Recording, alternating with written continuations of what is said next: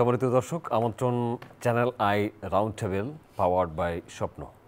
আজকের আলোচনার বিষয় নির্বাচনের সুষ্ঠু পরিবেশ।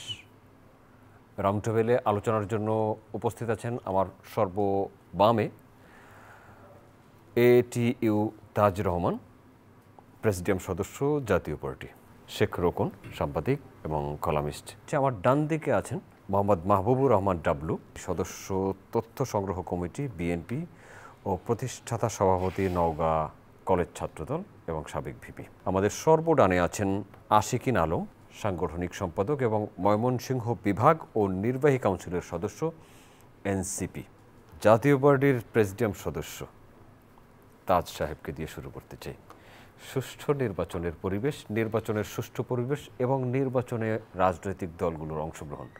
আমরা যখন এলাকায় যাচ্ছি, মানুষ বলছে নির্বাচন কি হবে, এই শব্দটা বারবার মানুষ জিজ্ঞাসা করছে। কালকে এক জায়গায় বসছি, ভাই নির্বাচন কি হবে, আমাদেরকে দেখলেই মানুষ জিজ্ঞাসা করে, যেহেতু রাজনৈতিক কর্মী। এখন আপনি কি বলেন তখন? আমাদের রাজনৈতিক কর্মী হিসেবে আমাদের মনে তখন সন্দেহ, মানুষ এইটা কেন বলছে।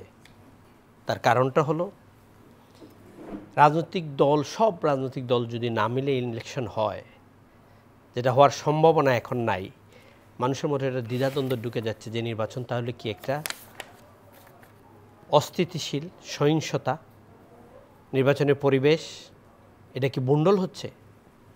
দ্বিতীয় হলো, আমাদের চিফ ইলেকশন কমিশনার কালকে রাত্রে যে বক্তব্য দিয়েছেন যে 67% সেন্টার ঝুঁকিপূর্ণ। 67%। উনি নিজে বলেছেন, উনি কিন্তু সবচেয়ে বড় স্টেক হোল্ডার ইলেকশন কমিশন।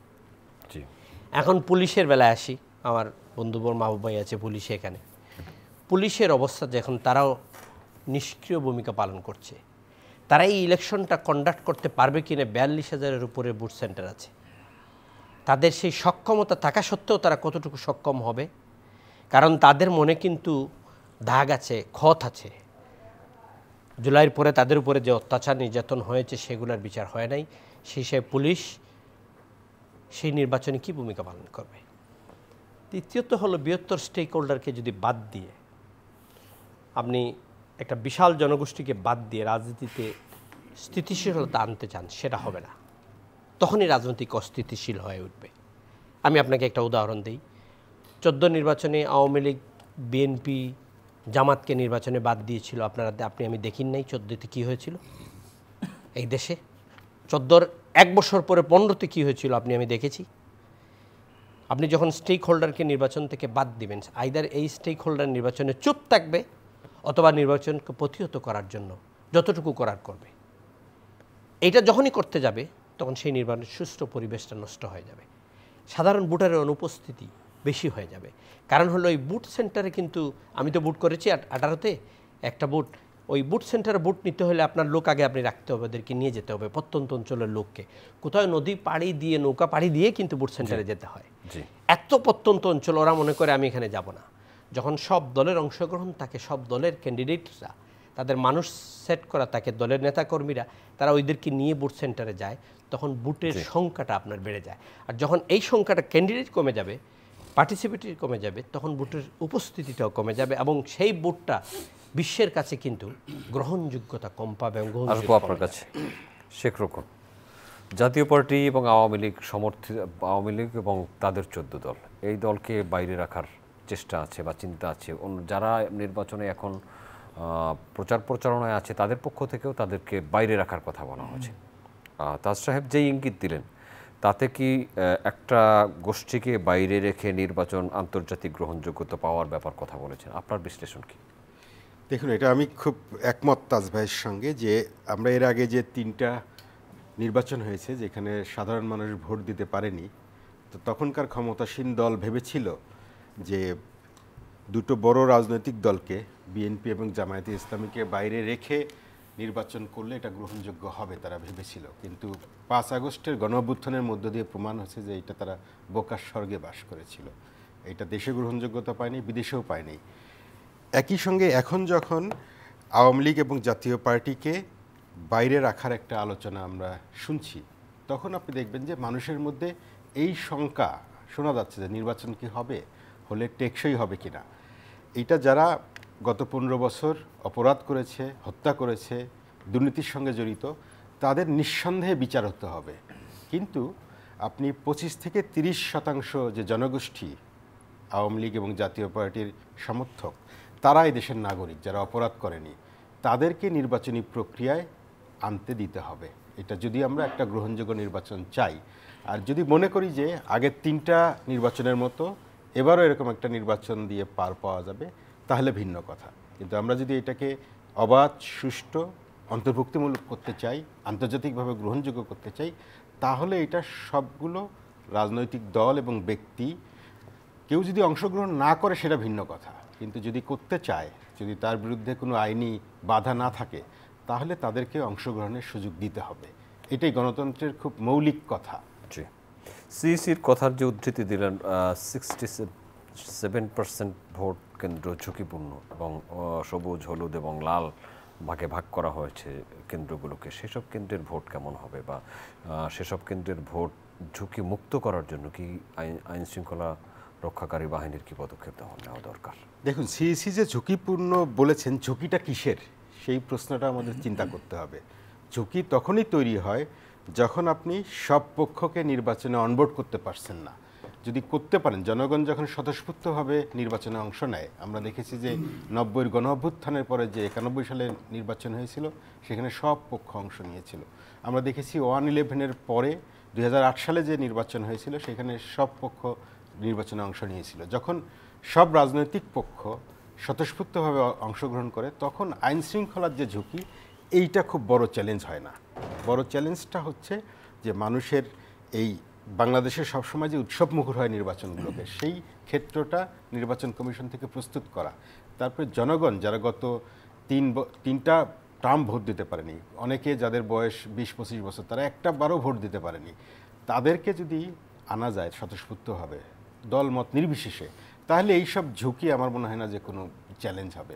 ধন্যবাদ। চ্যালেঞ্জটা হচ্ছে যে সবাইকে আনা, তাহলে ঝুঁকিগুলো বানের জলের মতো ভেসে যাবে। আপনাকে ধন্যবাদ। মোহাম্মদ মাহবুবুর রহমান ডাবলু, আপনার তো পুলিশ বাহিনীতে কাজ করার এক্সপিরিয়েন্স আছে, আমরা যতদূর জানি।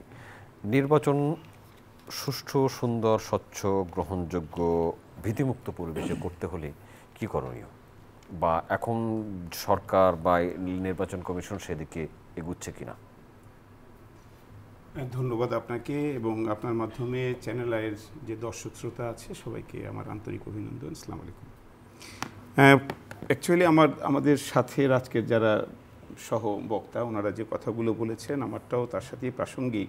তো ওনাদের দু একটা কথার সাথে এটা রিলেটেড সেহেতু বলি আমি। অ্যাকচুয়ালি ঝুঁকির বিষয়টা এটা হলো একটা রুটিন ওয়ার্ক। আমরা ধরেন আমরা যদি একটু পিছনে যাই, আমাদের দেশে যে নির্বাচনগুলো খুবই ত্রুটিমুক্ত ছিল এবং যে নির্বাচনগুলোতে একটা ইনক্লুসিভ নির্বাচন হয়েছে, ফ্রি, ফেয়ার, ক্রেডিবল, ট্রান্সপারেন্ট হয়েছে, সেটাকে আমরা বলতে পারি 1991, 1996 এবং 2001। এই 3টি নির্বাচনেই সব দল অংশগ্রহণ করেছে। তো সেখানে যদি আপনি প্ল্যানটা দেখেন, তো সেখানেও দেখবেন যে বাংলাদেশের যতগুলো কেন্দ্র থাকে তার মধ্যে 3টা স্তরে ভাগ করা হয়। একটা হলো অধিক ঝুঁকিযুক্ত, ঝুঁকিপূর্ণ, নেক্সট ঝুঁকিপূর্ণ এবং তারপরে সাধারণ। তো এই বিষয়গুলো কিছু প্যারামিটার আছে। প্যারামিটারগুলোর মধ্যে আছে, ধরেন যে মানে হেডকোয়ার্টার থেকে যে সেন্টারটা যত বেশি দূরে, সেখানে যদি একটা প্রবলেম হয় বা ওই জায়গাতে রাজনৈতিক দলগুলোর মধ্যে অবস্থান কেমন, কার ভোট কেমন, কে এখানে বেশি প্রভাব বিস্তার করতে পারে, তো এই অনেকগুলো ইস্যুস। তারপরে এখানে আমাদের দ্রুত আইনশৃঙ্খলা বাহিনীর আরও এক্সট্রা সাপোর্ট লাগলে সেটা পাঠাতে গেলে কতটা সাপোর্ট আমরা দিতে পারবো, এই চিন্তা করে যখন আমরা মার্কিং করি, উদ্দেশ্যটা হলো ওইখানে যেন আমার একটা অ্যাডিকুয়েট ফোর্স আগে থেকে বেশি থাকে, যাতে উদ্ভূত যে কোনো পরিস্থিতি অ্যাডিকুয়েট ফোর্সটা ওখানে এটা মেনটেন করতে পারে। যার কারণে ওটাকে আমরা অধিক ঝুঁকিমুক্ত তালিকাভুক্ত করে দিই, যাতে করে অন্যান্য যেই আমাদের যে মানে যে অ্যালটমেন্টটা ফোর্সের, স্বাভাবিক অ্যালটমেন্টের চাইতে ওই কেন্দ্রগুলো যেন অ্যালটমেন্টটা বেশি থাকে এবং আমাদের ওই এলাকাকে কেন্দ্র করে যেন আরও আমাদের মোবাইল পেট্রোল এবং অন্যান্য বাহিনীর পেট্রোলিংগুলো যেন আরও ইন্টেন্সিভ করা যায়, নিবিড় করা যায়। তো এটার অর্থ ঠিক এমন না যে এটা ঝুঁকিমুক্ত মানে ওইখানে নির্বাচনটা করতে গেলে অনেক কিছু হবে। আপনি আবার যদি ফিরে যান, যদি আবার পরে যদি আপনি এটার যদি মানে আবার ফলাফলটা যদি দেখতে যান, তো সেখানে আবার দেখবেন যে যেটি সাধারণ হিসেবে চিহ্নিত ছিল সেখানেও কিছু দুর্ঘটনা ঘটে গেছে, আবার যেটি অধিক ঝুঁকিযুক্ত ছিল সেটিতেও কোনো দুর্ঘটনা ঘটেনি। অ্যাকচুয়ালি আমাদের যদি ভোটিং প্রসেসটা যদি ভালো থাকে, মানুষের মধ্যে যদি ভোট দেওয়ার যদি একটা আগ্রহ সুন্দর থাকে, তাহলে আমি মনে করি যে এটি ডেফিনেটলি আমরা সুন্দরভাবে এই ভোট অনুষ্ঠান করতে সক্ষম হবে। আমাদের দেশের আইন শৃঙ্খলা বাহিনী এবং তাদের সেই সক্ষমতা যথেষ্ট পরিমাণে আছে। আর যেটি আমার ভাই আমার বন্ধু তাজ ভাই যেটি বললেন যে অ্যাকচুয়ালি একটা ট্রমার ভিতর দিয়ে পুলিশ গিয়েছে 5ই আগস্টের পরে, এটা তো অস্বীকার করার কোনো সুযোগ নাই। একটা বিরাট একটা ম্যাসিভ একটা ঘটে গেছে। তো কিন্তু তারপরে কিন্তু এই পুলিশই ঘুরে দাঁড়িয়েছে। এই গত 1 বছরের পারফরমেন্সগুলো যদি দেখা যায় তাহলে দেখা যাবে যে এখন মোটামুটিভাবে পুলিশ যথেষ্টভাবে যে কোনো পরিস্থিতি মোকাবিলা করার মতো একটি সক্ষমতা অর্জন করে এগুচ্ছে। পাশাপাশি আরও আমাদের আইনশৃঙ্খলা ইনএইড টু সিভিল ফোর্স হিসাবে এখানে সামরিক বাহিনী কাজ করছেন। তো সব কিছু মিলে সক্ষমতার কোনো ঘাটতি সুষ্ঠু নির্বাচন করার জন্য খুব বেশি না থাকার কথা। বাকিটা আরও যারা এটা নিয়ে বিশ্লেষণ করছেন তারা হয়তো বলতে পারবেন। কিন্তু পরিবেশের কথা যদি বলি, সেই পরিবেশটি তো আসবে অবশ্যই রাজনৈতিক দলের কাছ থেকে, সরকারের সদিচ্ছার কাছ থেকে এবং জনগণের পার্টিসিপেশনের দিক থেকে। আমাদের দেশে আমরা ইনক্লুসিভ পলিটিক্স তো অবশ্যই সবাই আমরা কামনা করি। তো এখন আমাদেরকে এটিও মাথায় রাখতে হবে যে এবারের নির্বাচনটি সম্পূর্ণ একটি ভিন্ন প্রেক্ষাপটটিই ভিন্ন। যে একটা প্রতিষ্ঠিত একটা ফ্যাসিস্ট বিদায়ের পরে একটা নির্বাচন হচ্ছে। তো সুতরাং এই ফ্যাসিস্টের যারা কিনা সহযোগী ছিলেন, যারা দোসর ছিলেন, যাদের হাত রক্তে রঞ্জিত, এখানে শুধু আপনি একটি ব্যক্তিকেই যে শুধু আপনি শনাক্ত করবেন এমন নিশ্চয় নেই। এটা একটা বৃহৎ একটা অংশগ্রহণের মাধ্যমে এই 17 বছরের ফ্যাসিজমকে দেশে কায়েম করা হয়েছে। তো কাজে এই জায়গাতে আমরা একা আমাদের জাতীয়তাবাদী দল বিএনপি আমরা কোনো এটার দায়িত্বও এখন নাই। আমরা শুধু নির্বাচনটাতে অংশগ্রহণ করতে পারবো এবং আমাদের গণতান্ত্রিক যেই আমাদের বিষয়গুলো আছে সেগুলো আমরা হয়তো রেইজ করতে পারবো, যেটা আমরা করে যাচ্ছি খুব পজিটিভলি। বাট এখন এই নির্বাচনের জন্য উপযুক্তকে অনুপযুক্তকে এটি একটি সিদ্ধান্তের ব্যাপার, যে সিদ্ধান্তটি বর্তমান অন্তর্বর্তীকালীন সরকার আমরা মনে করি জনগণের আশা আকাঙ্ক্ষার সাথে মিলিয়ে একটা জনগণের যে চাওয়া এই 5ই আগস্টের পরে সব কিছুকে ধারণ করে এই চেতনাটাকে লালন করে ওনারা একটা সঠিক সিদ্ধান্তের দিকে যাবেন। নিশ্চয়ই নির্বাচন কমিশন এই ব্যাপারে তাদের যথাযথ পদক্ষেপ নেবে। ধন্যবাদ। আশিকিন আলম, এনসিপির সভাপতি নাহিদ ইসলাম বলেছেন, আজ করি হয়ে আছি, একদিন ফুটবই। তিনি দেশের যারা ভোট দিবেন বা সাধারণ নাগরিক তাদেরকে রাজনীতিতে অংশগ্রহণের আহ্বান জানিয়েছেন। এবারের নির্বাচনটি পৃথক বলেছেন। এনসিপির সদস্য হিসেবে এই নির্বাচনকে কেমন দেখছেন? জোটের বিষয়ে যাব, জোট তো নিশ্চয়ই করবেন কোথাও না কোথাও। আগেই শুনে আসি এনসিপির প্রস্তুতি কি, আপনার ব্যক্তিগত প্রস্তুতি কেমন? দেখেন, আসলে জুলাই গণঅভ্যুত্থানের পরে বাংলাদেশ একটি পরিবর্তনের মধ্য দিয়ে এখন আমরা পার করছি। আমাদের জুলাই সনদ বাস্তবায়নের যে প্রেক্ষাপটে আমরা এখন সবাই আছি, সেই অবস্থায় আমাদের প্রথম প্রত্যাশা হচ্ছে যে আমরা দলগতভাবে আমাদের দাবি হচ্ছে যে জুলাই সনদ বাস্তবায়ন হওয়া। যে আকাঙ্ক্ষা নিয়ে রাজপথে মানুষ নেমেছিল, সেই গণঅভ্যুত্থানের আকাঙ্ক্ষা ছিল মানুষের নতুন একটি বন্দোবস্ত বা নতুন একটি বাংলাদেশ, পরিবর্তন। সো জাতীয় নাগরিক পার্টি সেই পরিবর্তনের জন্যই আমরা কাজ করছি এবং আমরা দেখেছি কাজ করতে যে অনেক অরাজনৈতিক অনেক ছেলে ছিল, মেয়েরা ছিল যারা জুলাই গণঅভ্যুত্থানের পর এখন রাজনৈতিকভাবে অনেক সচেতন হয়েছে, যেটা আসলে আমাদের আগে বাংলাদেশে কখনো আমরা দেখি নাই, অভূতপূর্ব সেই সারাটা। তো সেটারই একটা প্রতিফলন ছিল আমাদের জুলাই যে পদযাত্রা আমরা করেছিলাম, সেই পদযাত্রায় আমরা দেখেছি সারা দেশব্যাপী আমাদের প্রতি মানুষের ব্যাপক সাড়া ছিল এবং ঘর থেকে অনেক মানুষ আমাদেরকে হাত নাড়িয়েছে। তো তারা এখন আজকে আমাদের নির্বাচনকে সামনে রেখে বা যেটাই বলি আমাদের এখন বাংলাদেশের পরিবর্তিত পরিস্থিতি, তারা আসলে আমাদের দলে রাজনৈতিক দলে আসলে আসতেছে এবং নতুন যারা তরুণ প্রজন্ম তারা কিন্তু রাজনীতিতে যে না আসার প্রতি যে একটা ঘৃণা ছিল বা তাদের একটা জড়তা ছিল, তারা দেশের বাইরে চলে যেত। এখন আমরা দেখতেছি অনেক হার্ভার্ড গ্র্যাজুয়েটরা আমাদের সাথে যুক্ত হয়েছে, আমাদের দেশের বাইরে অনেক ডায়াসপোরা কমিউনিটিতে আমাদের অনেক এডুকেটেড ছেলেমেয়েরা আমাদের সাথে যুক্ত হচ্ছে। তো এই যে একটা পরিবর্তন, সেই পরিবর্তনটা কিন্তু যাত্রা শুরু করেছে এনসিপির হাত দিয়েই। তো যেটা বলছিলাম যে আমরা অবশ্যই নির্বাচনমুখী দল, তবে আমাদের প্রায়োরিটি হচ্ছে যে বাংলাদেশের জুলাই গণঅভ্যুত্থানের ছাত্র জনতার যে আকাঙ্ক্ষা, সেই আকাঙ্ক্ষাটা ছিল যে একটা পরিবর্তন। সেই পরিবর্তন আসতে হলে আসলে এতদিন আমাদের ডায়লগের মধ্যে দিয়ে যে জুলাই সনদটা আমরা তৈরি করেছি, সেই জুলাই সনদটা আসলে আমাদের বাস্তবায়ন করতে হবে। যদি জুলাই সনদটা আমরা বাস্তবায়ন করতে পারি, তারপরেই আসলে প্রশ্ন আসে আমরা নির্বাচন কীরকম হবে, আমরা জুটে যাব কিনা, সেগুলো আর অনেক পরের প্রশ্ন। মূলত আমরা আসলে দলগতভাবে কিন্তু ফোকাসড অনেক বেশি দেশের পরিবর্তন নিয়ে। জুলাই সনদ বাস্তবায়নের জন্য তো একটা নতুন নির্বাচন দরকার, নির্বাচিত সংসদ দরকার। না দেখেন, জুলাই সনদ বাস্তবায়নের কি আগেই আমরা কি বলে এটাকে ইনসিউরিটি পাবো বা এরকম পেতে চাই? না সেটা না, জুলাই সনদটা তো আমরা করেছি, সো এটা এখন বাস্তবায়ন কোন প্রক্রিয়াতে হবে সেই প্রক্রিয়াটা আমাদেরকে ঠিক করতে হবে। কিন্তু আপনি দেখেন এনসিপি কিন্তু এখনো স্বাক্ষর করেনি। আমরা স্বাক্ষর করি না, কিন্তু আমরা স্বাক্ষর করব যাদের না সেটা প্রধান দাবিতেই এই জুলাই সনদ, হ্যাঁ তারাই স্বাক্ষর করেনি। হ্যাঁ সেটাই আমি বলছিলাম যে জুলাই সনদ হওয়ার পিছনে তো আমাদেরই মূল ভূমিকা ছিল। আমরা দাবি করেছিলাম জনগণের পক্ষ থেকে দেশের পরিবর্তন লাগবে, সবাই চায়, আপনিও নিশ্চয়ই চান পরিবর্তন। তো আমরা যখন দেখি যে এই জুলাই সনদ শুধু একটা দালিলিক ডকুমেন্ট হিসেবেই থাকবে, এটা আসলে বাস্তবায়ন প্রক্রিয়া স্বচ্ছ না, ট্রান্সপারেন্ট না, তখন আসলে স্বাভাবিকভাবেই আমাদের মনে প্রশ্ন জেগে যে আদৌ কি এটা বাস্তবায়ন হবে কিনা, এবং বাস্তবায়ন যে হওয়ার পথে যে বাধা। এনসিপির চাওয়াকে প্রাধান্য দেওয়া হয়নি সনদে? না, এনসিপির চাওয়া না। আসলে দেখেন আপনি, একটা জুলাই সনদ কিন্তু শুধু এনসিপি চাওয়া হয় নাই, এখানে কিন্তু প্রায় 32টি রাজনৈতিক দলের সবারই কিন্তু অংশগ্রহণ ছিল। তার মানে আমি যদি ধরে নিই যে বাংলাদেশের আপামর জনগোষ্ঠী কিন্তু এখানে দেখেছে লাইভ ভিডিওর মাধ্যমে যে আসলে জুলাই সনদে কী কী বিষয় আসতেছে, প্রস্তাবনাগুলো কিন্তু আমরা লাইভ ভিডিওর মাধ্যমে আমরাও দেখেছি, যদিও আমি সরাসরি সেই ঐকমত্য কমিশনে আমি যাই নাই, তারপরে আমি নিজে দেখেছি। তো এই প্রস্তাবনাগুলো যদি বাস্তবায়ন হয় বা এই প্রস্তাবনাগুলো কিন্তু আসলে জনগণের আকাঙ্ক্ষা, এটা আসলে এনসিপি শুধুমাত্র প্রতিনিধি হিসেবে এখানে আমরা ঐকমত্য কমিশনে আমরা তুলে ধরেছিলাম। সেইগুলো যদি বাস্তবায়ন হয়, আমি মনে করি বাংলাদেশে আপামর জনগণেরই আসলে আকাঙ্ক্ষা বাস্তবায়ন হবে।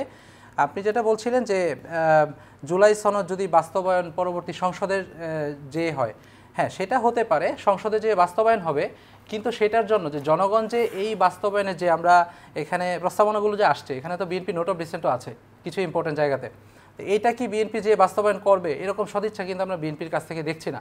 গুরুত্বপূর্ণ ব্যক্তিরা, বিএনপির 2জন স্থায়ী কমিটির সদস্য মির্জা ফখরুল ইসলাম আলমগীর ওইদিন বললেন যে জনগণ এসব গণভোট বুঝে না, জনগণ এসব সনদ নিয়ে। তারপরে বিএনপির অন্যতম গুরুত্বপূর্ণ সদস্য আমির খসরু স্বাক্ষরের পরে কিছু পরিবর্তনের অভিযোগও করেছেন মির্জা ফখরুল ইসলাম আলমগীর। দেখেন, জুলাই সনদ কিন্তু আসলে একটা ডকুমেন্ট, সেটা একটা কমপ্লিটলি আলাদা জিনিস, সেটাতে কিন্তু কেউ হাত দেয় নাই, সেটা পরিবর্তন হয় নাই। এখন যেটা আসছে ঐকমত্য কমিশনের পক্ষ থেকে, সেটা কিন্তু জুলাই সনদ বাস্তবায়নের সুপারিশ, 2টা পদ্ধতি বলা হয়েছে। এখন কোন পদ্ধতিতে সরকার বাস্তবায়ন করবে সেটা কমপ্লিটলি কিন্তু সরকারের, বলটা কিন্তু এখন সরকারের কোর্টে। আমরা শুরু থেকে যেটা বলে আসছিলাম, সরকারকে আমরা আরও বেশি স্ট্রং দেখতে চাই। গণঅভ্যুত্থানের সরকার, অনেক মানুষের রক্তের উপর দিয়ে সরকার প্রতিষ্ঠিত। তো আমরা অলরেডি কিন্তু বিভিন্ন দল এখানে আমাদের প্রস্তাবনাগুলো দিয়েছি। সরকারকে এখন বোল্ডলি সেটা বাস্তবায়নের জন্য ওনাকে পদক্ষেপ নিতে হবে।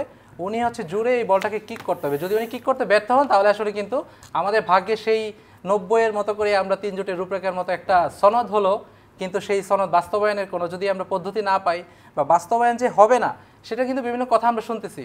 মানুষ গণভোট বোঝে না, জুলাই সনদ কি, জুলাই সনদ বাস্তবায়ন নিয়ে আমাদের কোনো মাথা ব্যথা নাই, আমরা 31 দফা নিয়ে আমরা কাজ করবো, এরকম বিভিন্ন ধরনের কথাবার্তা কিন্তু আমরা শুনতেছি, যেটা আমাদেরকে অনেক বেশি কিন্তু চিন্তায় ফেলতেছে, এবং জনগণ কিন্তু সেটা নিয়ে অনেক টেন্স যে আসলেই কি এটা বাস্তবায়ন হবে কিনা। ধন্যবাদ আপনাকে। আসবো আপনার কাছে তাজ রহমান। জুলাই সনদ বাস্তবায়নের প্রক্রিয়া এবং এ নিয়ে সরকার এবং রাজনৈতিক দলগুলোর মধ্যে আলোচনা আছে। জুলাই সনদ বাস্তবায়ন হলে কি হবে, না হলে কি হবে? প্রথমত জুলাই সনদটা আপনি বাস্তবায়ন করবেন কি, কোন ফরম্যাটে করবেন, সেটা নিয়ে যেটা 2টা রাজনৈতিক দল এখন 2 মেরুতে অবস্থান করছে। সবচেয়ে বড় স্টেক হোল্ডার 2জন, জামাত এবং বিএনপি। সরকার বলছে আমি 1 সপ্তাহ টাইম দিলাম, 1 সপ্তাহের মধ্যে যদি আপনারা বসে না করেন, তা আমরা তারপরে দেখব কি করা। গণভোটের মাধ্যমে করার কথা। বাংলাদেশে 3টা গণভোট হয়েছে। প্রথম গণভোট করেছিলেন 1977-এ শহীদ রাষ্ট্রপতি জিয়াউর রহমান, তখন সংবিধান স্থগিত ছিল। সেকেন্ডটা হয়েছিল 1985-এ, সংবিধান স্থগিত ছিল হুসেইন মোহাম্মদ এরশাদ। তারটা হয়েছিল 1991-এ, সেটা হয়েছিল প্রেসিডেন্সিয়াল ফর্ম অফ গভর্নমেন্ট থেকে পার্লামেন্টারি সিস্টেম অফ গভর্নমেন্টে যখন আসা হলো, পার্লামেন্টে পাস করা হলো, তখন বিএনপি এটার জন্য আবার গণভোটে দিয়েছিল যে আমরা সাধারণ মানুষের অপিনিয়নটা নিয়ে আসি। বাংলাদেশের 54 বছরে এই 3টে গণভোট হয়েছিল। আইদার আপনাকে পার্লামেন্ট থাকতে হবে রানিং, ও সংবিধান স্থগিত থাকতে হবে। এই 2টার মধ্যে একটাই তো নাই। পার্লামেন্ট এখন নাই, সংবিধানও স্থগিত নাই। বাংলাদেশের এই সরকারটা কখনো হাইব্রিড, কখনো সাংবিধানিক, কখনো তার সংবিধানে হাত রেখে শপথ নিয়ে ক্ষমতা চালাচ্ছে, কখনো আবার ক্ষমতার সংবিধানের বাইরেই কথা বলা হচ্ছে। এখন এই জুলাই সনদটা আপনি যদি ইনক্লুসিভলি সবাই না মিলে এটা করা হয় তাহলে তো এটা একটা সন্দেহ থেকেই থাকে, যেটা আমার ভাই বলল, এবং সেটা তো এখন হচ্ছে না। জাতি যেভাবে কথাবার্তা শুনতেছে এই লাস্ট এক সপ্তাহ থেকে, ভোট হবে না তো দূরের কথা, আগামীতে আরও কিছু হচ্ছে কিনা, পাল্টা অভ্যুত্থান কি আসতেছে কিনা। নাসিরউদ্দিন পাটোয়ারী সাহেবের বক্তব্য তো বিএনপির বিরুদ্ধে খুব কঠিন ভাষায় যাচ্ছে। জামাতের বক্তব্য, জামাতের নায়েবে আমির বলেছেন সোজা আঙ্গুলে ঘি না উঠলে আঙ্গুল বাঁকা করে ঘি উঠাবো এবং ঘি আমাদের লাগবেই। কত কঠিন, হ্যাঙ্কি প্যাঙ্কি চলবে না। তাহলে তো আর রাজনীতির বাসার বাইরে চলে গেলাম, এখন আপনার সাথে আমার ওপেন ওয়ারে চলে গেলাম যে আমরা গণভোট করব, আইনে হোক আর না হোক গণভোট আমার লাগবে। বিএনপি বলছে একই দিনে করার জন্য, জাতীয় নির্বাচন যেদিন হবে সেই দিন গণভোট হবে, আর জামাত বলছে না, গণভোট আগে করতে হবে। এখানে আবার চালাকি আছে। রাজনীতিটাই একটা আপনার মাথায় হিসাব নিতে হবে, আমার দলটা কতটুকু সেভ করলাম, আমি কতটুকু সেভ হলাম। বাংলাদেশের রাজনীতিতে আপনার এই হিসাবটা সব দলই করে, কাউকেই আমি ফেরেস্তা হিসাবে মনে করার কোনো সুযোগ নেই। সেই হিসাবে আউট অফ কি বলছেন, রাজনীতি তো একটা কৌশলের খেলা, রাজনীতি কৌশল। রাজনীতিটা হওয়া উচিত প্রথম দেশের জন্য, তারপরে নিজের দলের জন্য। এখন যেটা শুরু হয়েছে, দেশটা রেখে দিয়ে দলটা শুরু হয়ে গেছে, যে গণভোটটা হতে হবে, আগে হতে হবে জামাতের প্ল্যান। এনসিপি সেটাতে একটু চুপ ছিল, এখন এনসিপির নাহিদ সাহেবও দেখলাম বলেছেন যে আগে হওয়া দরকার গণভোটটা। বিএনপি যেটা বলছে আগে কি করে হবে, এটা আমি ব্যক্তিগতভাবে একজন ছোট্ট রাজনৈতিক কর্মী, 40 বছর রাজনৈতিক অভিজ্ঞতাতে এইটা যখন দেখি আমরা কনস্টিটিউশনে, তখন তো দেখি এখানে কোনো স্পেস নাই, আপনি গণভোট করতে পারছেন না, যেহেতু আপনার সংবিধান স্থগিত নাই। আর এখন এই সংবিধান স্থগিত করতে পারবেন না, কারণ এই সংবিধানে হাত রেখে চিফ অ্যাডভাইজার কিন্তু শপথ নিয়েছেন, অ্যাডভাইজারগুলো শপথ নিয়েছেন। দেশের ফাংশন হচ্ছে এই কনস্টিটিউশন আন্ডারে। আপনি 14 মাস ফাংশন করে যদি বাদ দেন, তাহলে তো বাকি 14 মাস সব চলে যাবে। হঠাৎ করে সংবিধানে আপনি হাত দিতে পারছেন না। তখন যদি 5 আগস্টের পরে 3 দিন, যেদিন ইউনূস সাহেবকে আনা হয়, ওই দিন যদি চাইতো সব দল মিলে যারা ছিল, এই সংবিধান বাতিল, আমরা নতুন সংবিধানে যাব, ওইখানে আপনি লিখে নিয়ে শহীদ মিনারে একটা পড়তেন, পড়ে নিয়ে ওইটা দিয়ে দেশ চালাইতেন, পরে পার্লামেন্টে এটা রেটিফাই করতেন, একটা অপশন ছিল। ওই অপশনটা কিন্তু হারিয়ে ফেলছেন, এখন আর করার সুযোগ নেই। তো আপনাকে এখন বাই দ্য বুক যদি চলে যেতে হয়, এটা দেশ চালাইতে হয় কনস্টিটিউশন আন্ডারে, আপনি সেই কনস্টিটিউশনকে তো আপনাকে মানতে হবে ভাইজান। Constitution is the supreme law of land, এটা আপনাকে মাথায় রাখতে হবে। আপনি এই কনস্টিটিউশন দিয়েই কিন্তু আপনার দেশ চলে, আদালত চলে। আচ্ছা, এখন আসবো আপনি আপনাকে। যদি সেই- আরেকটা ছোট্ট বিষয়, নির্বাচনে আপনাদের অংশগ্রহণ, জাতীয় পার্টির অংশগ্রহণ, না, কি চিন্তা আমি আপনাদের? আপনাকে বলি, জাতীয় পার্টিকে বাহিরে আউটডোরে প্রোগ্রাম করতে দেওয়া হচ্ছে না, আপনি খুব ভালো করে জানেন। এই যে সাংবাদিক হিসাবে আমার আরেক ভাই আছে এখানে, কোনো বাইরে প্রোগ্রাম দেশের কোথাও করা যাচ্ছে না, গেলেই আমাদের বাধা দেওয়া হচ্ছে। রাজনৈতিক অন্য নির্বাচনের অন্য দলগুলো গিয়ে এলাকায় কিন্তু ক্যান্ডিডেট বা যারা দেওয়া হয় না, তারাও কিন্তু ক্যাম্পেইন প্রোগ্রাম করছে, জনসাধারণের সাথে উঠা বসা, রাজনৈতিক বক্তব্য দিচ্ছে। আমরা কিন্তু সেটা পারছি না। আমরা কোনো ঐক্যমত কমিশনে আলোচনায় যাইনি, আমাদেরকে বাইরে রেখেছে, আমরা বাইরে। কিন্তু এই যে ঐক্যমত কমিশন থেকে অনৈক্য হয়েছে, এখন জাতি যে অনৈক্যর দিকে যাচ্ছে, এটাতে কিন্তু আমরা নাই, we are not part of that. ঠিক আছে, এখন আমাকে আপনি নির্বাচনী আলোচনা করতে দিবেন না, প্রোগ্রাম করতে দিবেন না, আমার রাজনৈতিক এজেন্ডা যেটা মানুষকে বলার সেটাতে দিবেন না, কোনো কিছুতে নাই। দাম করে মধ্যখান থেকে আপনি বলবেন নির্বাচনে আসো। কোন নির্বাচন? ওই নির্বাচনে গেলে তো আপনারা আমাদেরকে রাস্তায় নামতে দিবেন না, ওইখানে যুদ্ধ করতে হবে আমাদেরকে যাওয়ার জন্য, রাস্তায় যাওয়ার জন্য, প্রোগ্রাম করার জন্য, বুথ সেন্টারে যাওয়ার জন্য। তো সেটা নিয়ে একটা সংখ্যা তো আছেই, আমাদেরও আছে, মানুষের আছে, রাজনৈতিক দলেরও আছে। সবাইকে নিয়ে যদি অংশগ্রহণমূলক নির্বাচন হয়, জাতীয় পার্টি ফুললি প্রিপেয়ার্ড ইলেকশনে যাওয়ার জন্য। যদি সেটা হয়, সিদ্ধান্ত দল বসে নিবে, যদি সবাইকে দিয়ে সমানভাবে লেভেল প্লেইং ফিল্ড হয়, কেউ পাবে কেউ পাবে না, সেটা যদি হয়, তাহলে সেই নির্বাচনে কি জাতীয় পার্টি যাবে? চিন্তা করবে জাতীয় পার্টি যাওয়া যায় কিনা। ধন্যবাদ আপনার। শেখ রোকন, আবারও লেভেল প্লেইং ফিল্ডের কথা আসলো আপনার সামনে। দেখুন, লেভেল প্লেইং ফিল্ড আগে তো বললামই যে একটা অন্তর্ভুক্তিমূলক হতে পারে।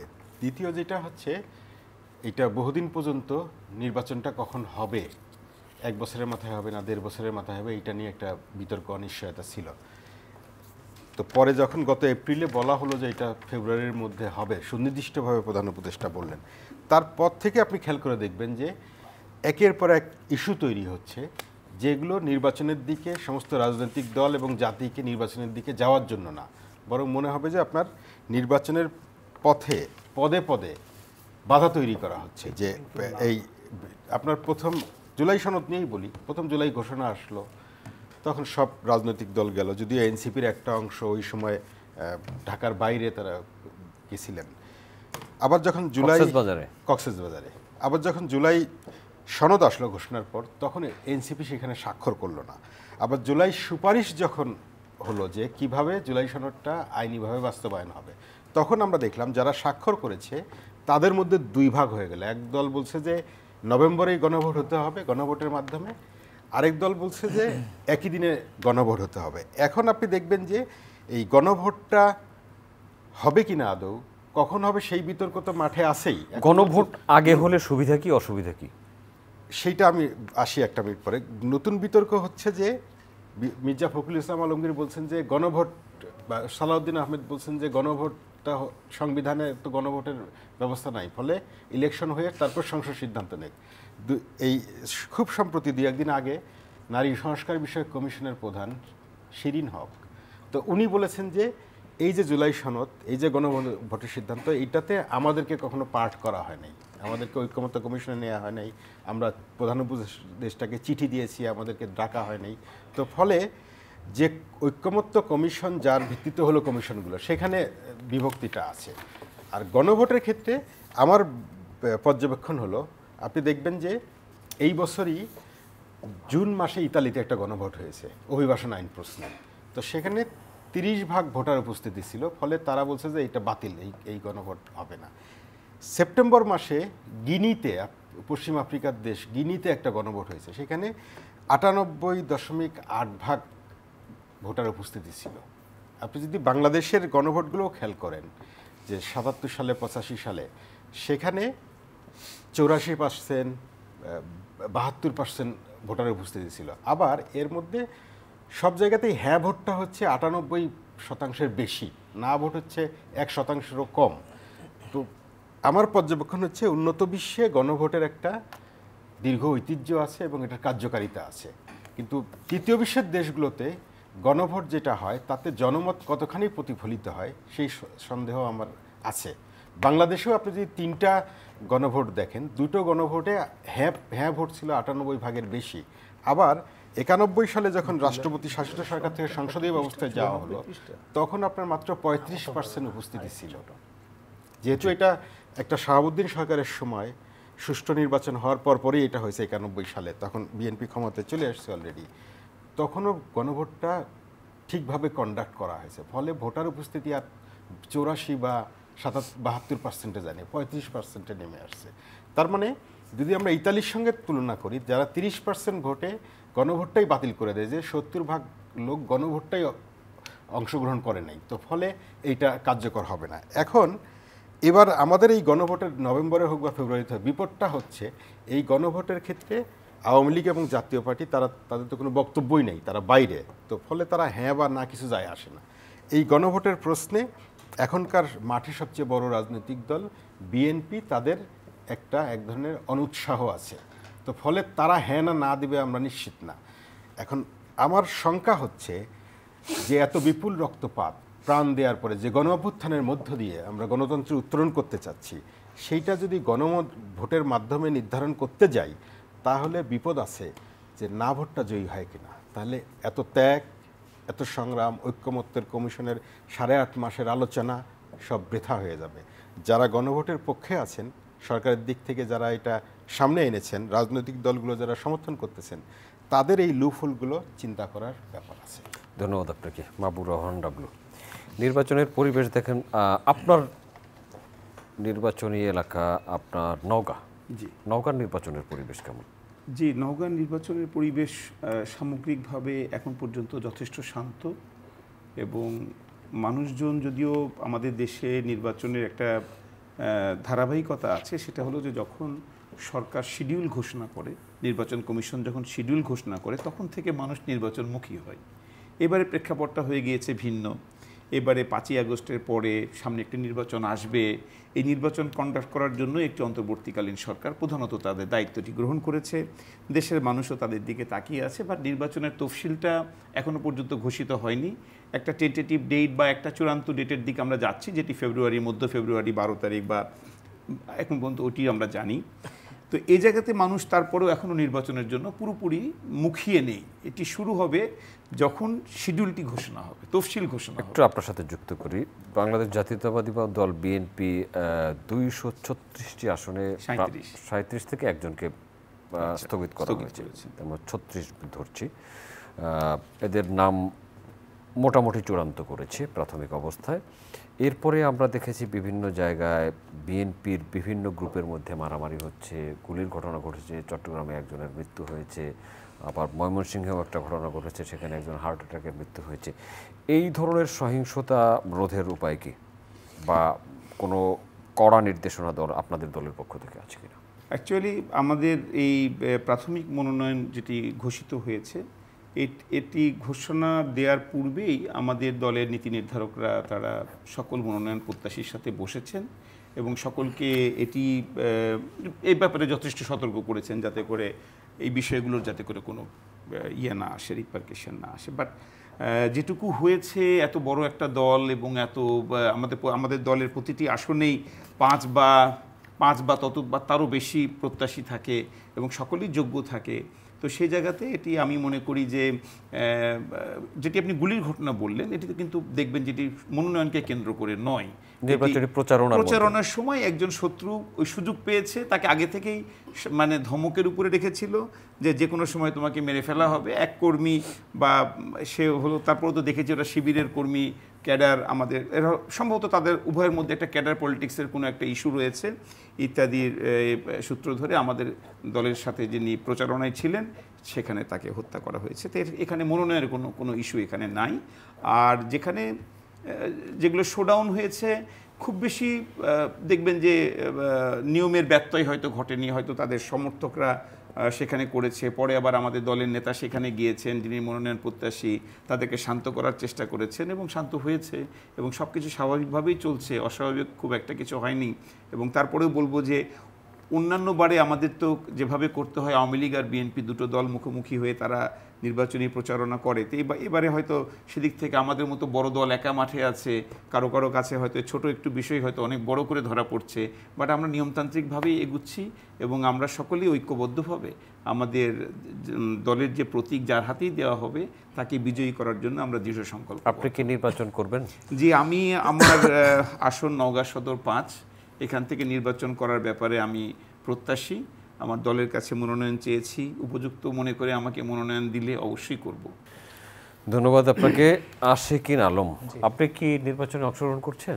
হ্যাঁ, আমি নির্বাচনে অংশগ্রহণ। আপনার আসন কোনটি? আমার হচ্ছে ময়মনসিংহ 9 নান্দাইল। কি অবস্থা এখানকার নির্বাচনের এখন যে অবস্থা, এই অবস্থা যদি থাকে তাহলে সে নির্বাচন সুষ্ঠু হওয়া, যে আজকের আলোচনা টপিক, সেটা কিন্তু খুবই ডিফিকাল্ট। নির্বাচন সুষ্ঠু হওয়ার জন্য লেভেল প্লেইং ফিল্ড, সেটা কিন্তু খুবই জরুরি দরকার। আমি তো ময়মনসিংহ বিভাগীয় সাংগঠনিক সম্পাদক। আমি আমার 4টা জেলা আমার অধীনে আছে এবং এটি মহানগর। সব জায়গা থেকে আমি একই রকম তথ্য পাচ্ছি। যেমন আমার নেত্রকোনা যে আমার কেন্দ্রীয় সংগঠক আছে প্রীতম সোহাগ, তার বাড়িতেও গতকালকে হামলা করা হয়েছে এবং স্পষ্টভাবে আমরা শুনেছি যে বিএনপির সমর্থকরা তারা হামলা করেছে।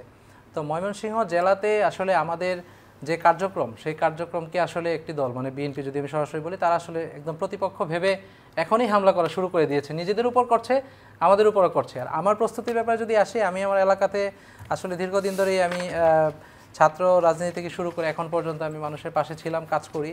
তো আমি নিয়মিত এলাকায় যাচ্ছি, কিন্তু যে বিষয়টা বললাম যে মারামারি হানাহানি যে একটা সংস্কৃতি শুরু হয়েছে এবং কিছু কিছু আসনে আমরা এরকমও নিউজ পাচ্ছি যে আওয়ামী লীগের এমপিদের সাথে ঘনিষ্ঠ ছিল বিএনপির যাকে মনোনয়ন দেওয়া হয়েছে, সেটা বাতিলের জন্য এখন হচ্ছে 3-4টা গ্রুপ একসাথে হয়ে ওনার মনোনয়ন বাতিল চাচ্ছে।